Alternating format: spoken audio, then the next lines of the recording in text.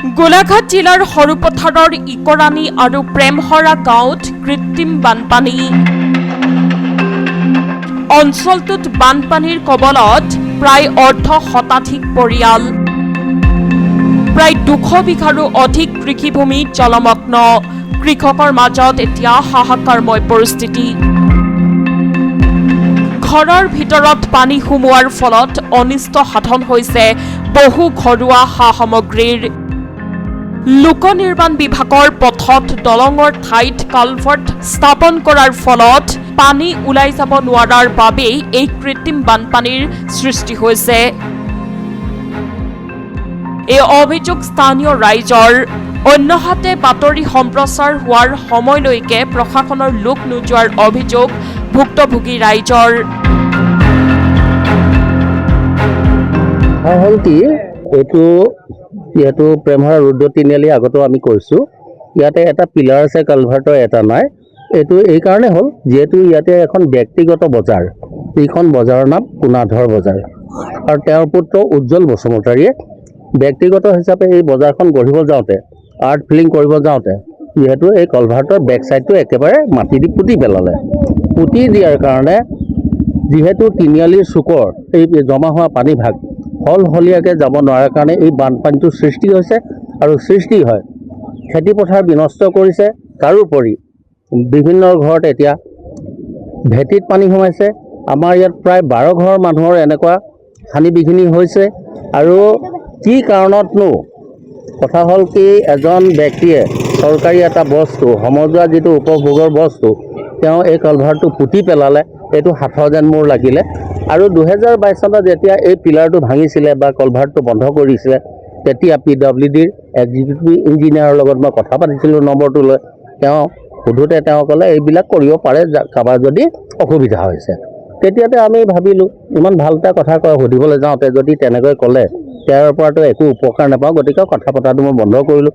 তাৰোপৰি মই তেতিয়াৰ দিনৰ SDO চিভিল ছাৰকো আমি জনাইছিলোঁ, সমাজ গৈ আবেদনো দিছিলোঁ, কিন্তু কাৰ্যক্ষেত্ৰত একো পৰিণত নহ'ল, একো সুফল নাপালোঁ। এতিয়া আমি দুৰ্ভোগ ভুগিছোঁ পুনৰ, যিহেতু উজ্জ্বল বসুমতাৰীয়ে বজাৰ পাতিব যাওঁতে নিজৰ মনৰ মতন চিন্তা কৰি তেখেতে এইখিনি পুতি পেলালে। পুতি পেলোৱাৰ কাৰণে বানপানীটোৰ সৃষ্টি হৈছে, আপোনালোকে দেখিছে। গতিকে পুনৰবাৰ আমি ধনশিৰি প্ৰশাসনক, তেওঁলোকে আমাৰ মাই বাপ হয়, তেওঁলোকক আমি বিনম্ৰ অনুৰোধ জনাইছোঁ এই সমস্যাটোৰ পৰা যাতে আমাক অতি শীঘ্ৰে পৰিত্ৰাণ দিব লাগে। যিহেতু এইদৰে পানী থাকিব লাগিলে আমাৰ বছৰ দিনৰ খেতিটো বিনষ্ট হ'ব। ইয়াত খেতিয়ক ৰাইজ, কৃষিজীৱী ৰাইজ আছে, গতিকে তেওঁলোকৰ বহুত অভাৱ অনাটন হ'ব। গতিকে পুনৰ ৰুব লাগিব, এইটো যাতে নহয়, ইমানতে যাতে এই বানপানীটো ক্ষান্ত হয়, সেইটোকে পৰিত্ৰাণ দিবৰ কাৰণে আমি ধনশিৰি প্ৰশাসনৰ বৰমূৰীয়াসকলক অনুৰোধ জনাইছোঁ। কিমান বিঘা খেতি মাটি এতিয়া পানী ডুবি আছে? প্ৰায় 150 বিঘা হ'ব, ইয়াত 150 বিঘা হ'ব। আৰু ইতিমধ্যে তেওঁলোকে সেইবিলাক ৰুই সামৰিছে। আৰু প্ৰায় 12 ঘৰ মানুহৰ যিহেতু ভেটিত পানী সোমাইছে, বাৰীত সোমাইছে, পুখুৰীত সোমাইছে। আমি ইয়াতে উপস্থিত কৈ আছোঁ, মোৰো পুখুৰী ডুবিছে, এনেকুৱা হৈছে।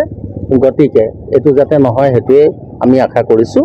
পানীৰ পৰা আমাৰ গোটেই ঘৰত এতিয়া পানী দুনি সোমোৱাই এতিয়া বস্তু বাহনি বহুত অনিষ্ট হৈছে। এতিয়া এই বস্তু বাহনিখিনি নি পেলাই আমি অইন ওখ ঠাইত মানে সামৰিছোঁগৈ।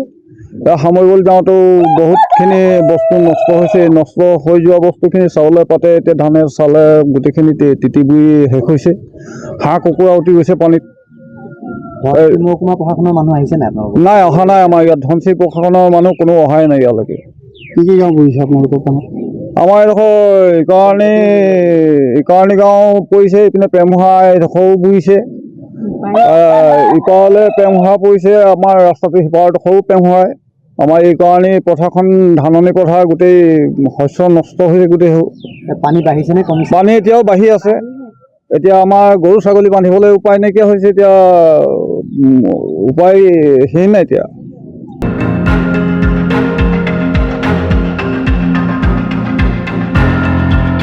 সৰুপথাৰৰ পৰা পৰাণ গোস্বামী ৰিপৰ্ট, সংবাদ লহৰ।